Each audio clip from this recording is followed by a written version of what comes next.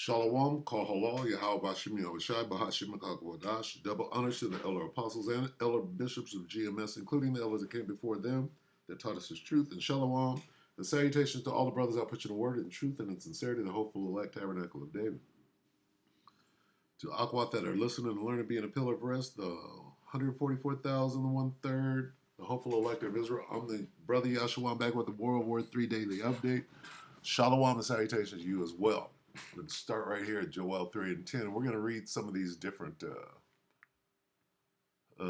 well, yeah, I'll pretty much say the same thing.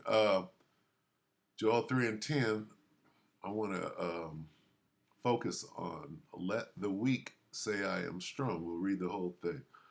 Joel 3 and 10, beat your plowshares and the swords and your pruning hooks and the spears. Let the weak say I am strong. So everybody's making and building new weapons. The American military is obsolete. Warships and planes and stuff like that, they have something for that now called drones. You take a tank out. The reason why the U.S. hasn't fired missiles on Yemen from them ships, which they should have been doing a long time ago, they know that once they do something like that, then all of those ships are going to be sank with today's modern warfare. They understand that. And your boy is going to say it. The military analyst, Scott Ritter, he's going to say that, not me. All right, so let's read this real quick. So let the weak say I'm strong. Who's weak? Well, who was weak? Who's weak now? The U.S. is weak now. Who used to be weak? Yemen. Okay? The Arabs in the Middle East, they used to be weak. The 6-Day War, right? All those nations were taken down. They were weak. But what now? Let's read a couple of these. Well, let's go up here. Let the weakling say I am strong. Train even your weaklings to be warriors. Let the weak say I am a warrior. That's what's going on right now. What is Yemen over? Scott Ritter is going to say the Americans are embarrassed. Scott Ritter is going to say the greatest military attack in history happened on October 7th. How can he say that, right, without being sanctioned to say that? So let the weak say I am strong. Let the weak men say I am a warrior. What do you think they're over there saying? Controlling the Straits of Hormuz. Let he who is weak say I am a mighty man. So it's all pretty much saying the same thing. Even the weak must fight. Yeah. Yeah. Let the weakling boast. Hey, I am a warrior. What are the Houthi rebels over there? We took down the great Satan, the greatest military on the face of the earth. What are they over there saying right now? So I took this video because I couldn't find it myself. Let's say GTA 5 gameplay. I couldn't find it. Anyway, I saw this on this brother, and I love this brother's teaching method. I love to listen to him. War news and various topics. This was yesterday, 18 hours ago.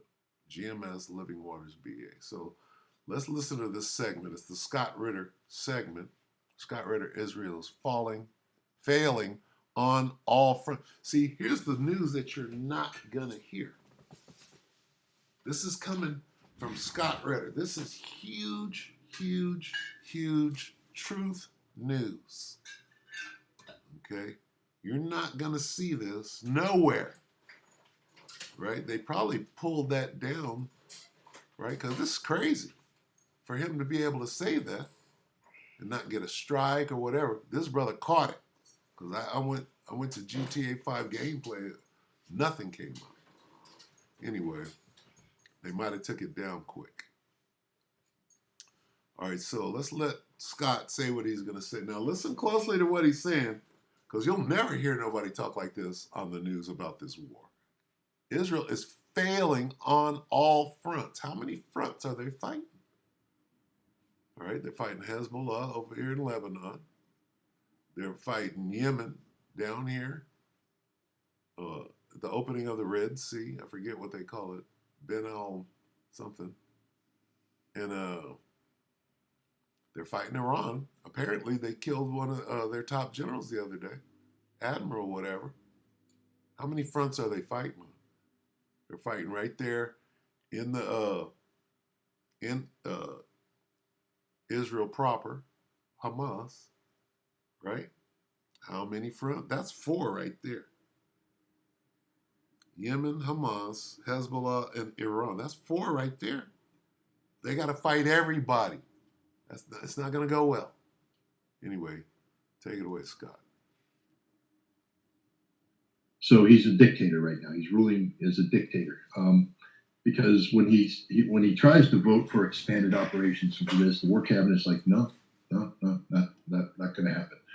We just had a former chief of staff come out and say that Hamas has defeated the Israeli Defense Force. This is a former chief of staff of the Israeli Defense Force. You hear that? The Israelis are saying, we got our ass whooped. Okay, you're not going to hear this on anything. Back it up. You're not, there's the brother right there. You're not going to hear that anywhere. Okay? All right, we'll go from there. So he's a dictator right now. He's ruling as a dictator. Talk about Netanyahu as a dictator. Is when he tries to vote for expanded operations for this, the War Cabinet's like, no, not going to happen. We just had a former chief of staff come out and say that Hamas has defeated the Israeli Defense Force. This is a former chief of staff of the Israeli Defense Force who's come out and said Hamas has won, Israel's lost, and that the greatest threat to Israel today is Netanyahu, and that we need to get rid of him. And you're seeing this over and over again. So understand everything that Netanyahu says is done in a political environment where his only chance of survival is to be this hard-nosed hawk and push for more war.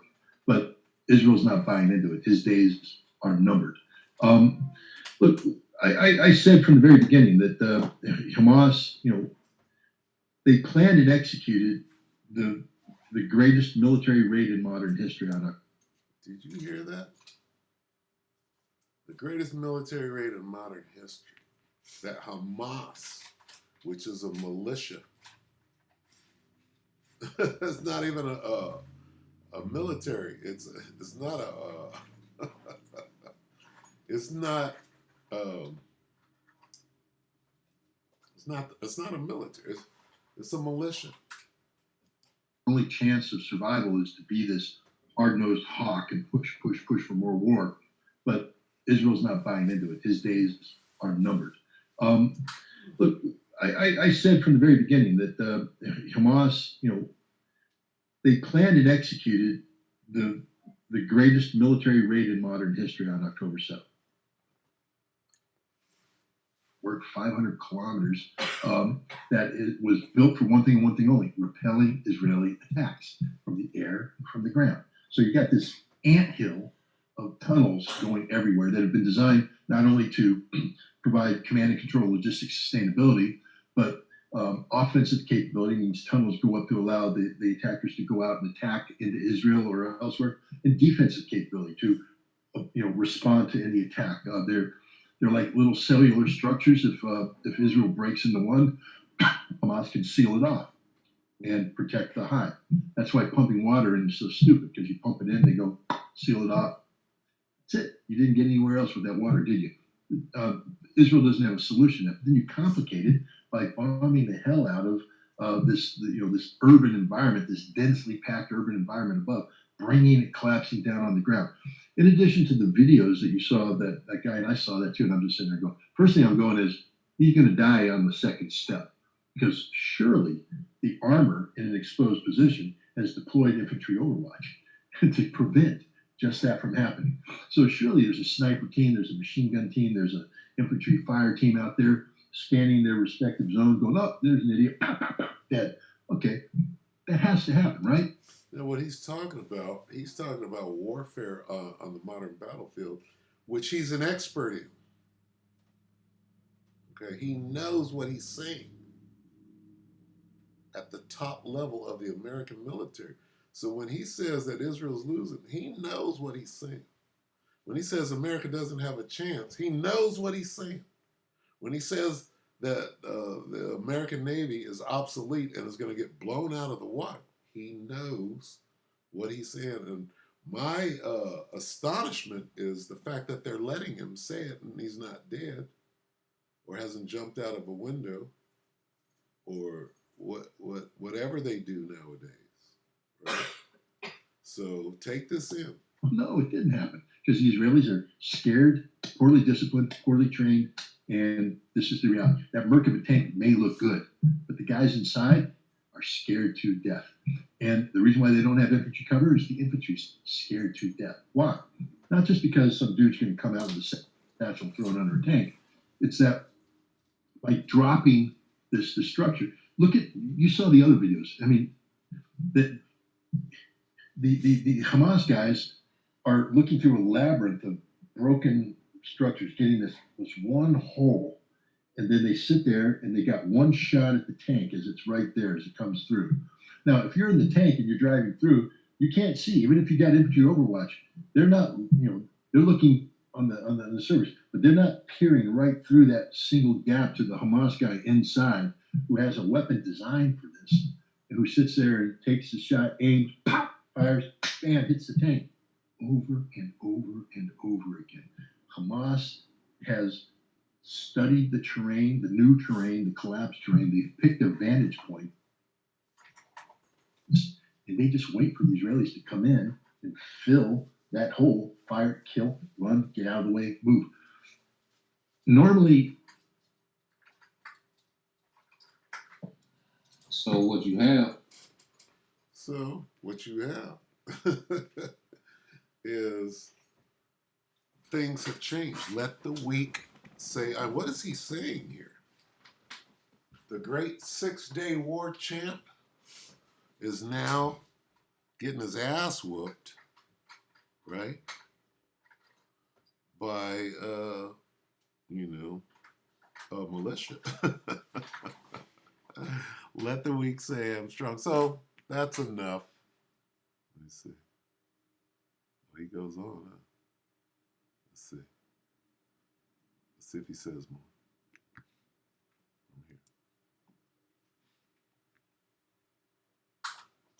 you show videos. I mean, unfortunately, everybody does it. When you kill your enemy, you put their bodies out and you lay them out and you go, well, we killed these attackers here. This is how. Israel's not showing any Hamas bodies, are they? When was the last time Israel said, here's all the Hamas guys we've been killing? Because they ain't killing that many Hamas guys. They're killing a lot of Palestinian civilians. They're rounding up men and claiming they're Hamas, even though they're not. They're teachers, they're lawyers, they're doctors, they're this, but they're not the Hamas fighters. The Hamas fighters, now I'm not saying Hamas isn't losing people, they are. But Israel isn't slaughtering them. And Hamas is adapting to this battlefield where they have freedom of movement below the ground, and they're able to pick their places above the ground and inflict horrific losses on the Israelis. And as the Israelis become more scared, more undisciplined, they're making more mistakes and they're losing more people. The way you survive in warfare is to have your head on a swivel. I mean, you got to be looking this way. You got situational awareness. You got to be well trained. You got like to on the football field. Like on the football field, absolutely. Right? If you're looking wrong, somebody they can't do it anymore in the NFL. But in the old days, if you're looking the other way and there's a turnover and you didn't realize it, and now you're a blocker, you would find yourself somebody will place themselves right between you. That was the goal, to find somebody looking the other way and just. The hits I made in college on special teams against guys who weren't looking would have gotten me permanently evicted from football today but they were clean hits back then. There's situational awareness, and yes, I have to trust your teammates. You have your job to do, and you can't worry about what's going to happen in this sector. You just have to assume that your teammates doing that job. Well trained, that's gone. The Israelis are not well trained. They're not. It's a reserve force. They're not that good. They're poorly disciplined. These guys, if you take a look at what they're doing in terms of mocking the Palestinians and stuff, that's a sign of a poorly disciplined force. Their goals are revenge, but revenge only takes you so far because revenge. Now, that's some pretty in-depth information right there. When he goes back, let's see.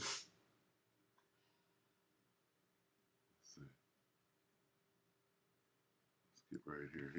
These gems he's bringing out is just crazy. I'm gonna let a little more of this play. All right. And shout out to the brother for the excellent video.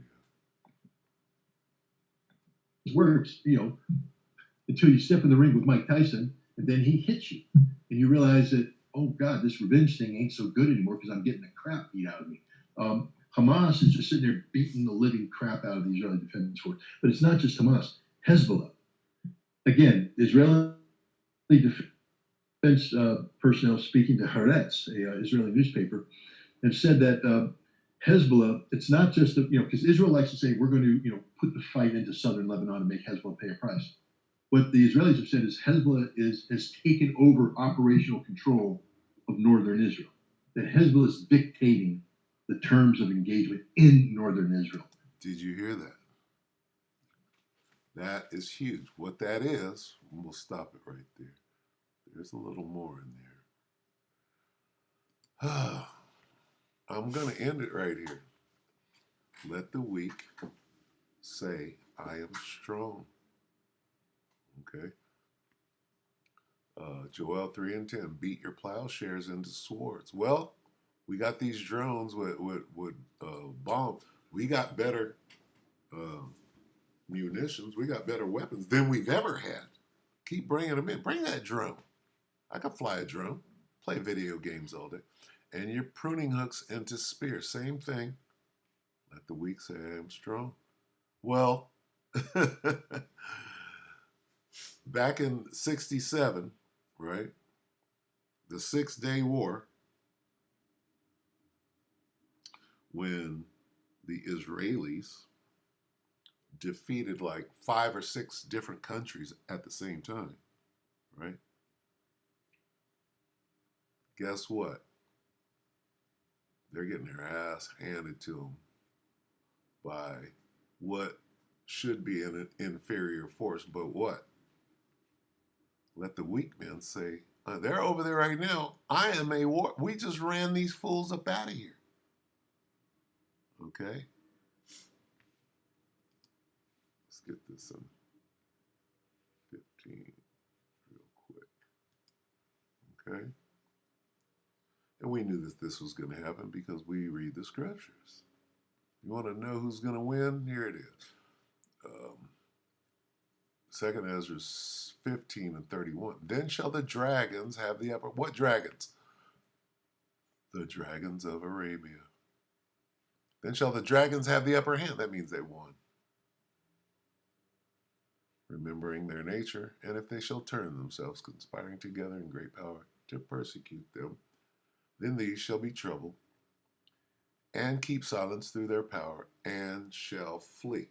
That's what he's saying, that the Israelis are fleeing. They ain't saying that. Their own top brass is saying, we got our ass whooped. And they're keeping it on the hush. So there's your update for the day. We hope that the elect were edified, you brothers and sisters. With that, I'm going to say shalom.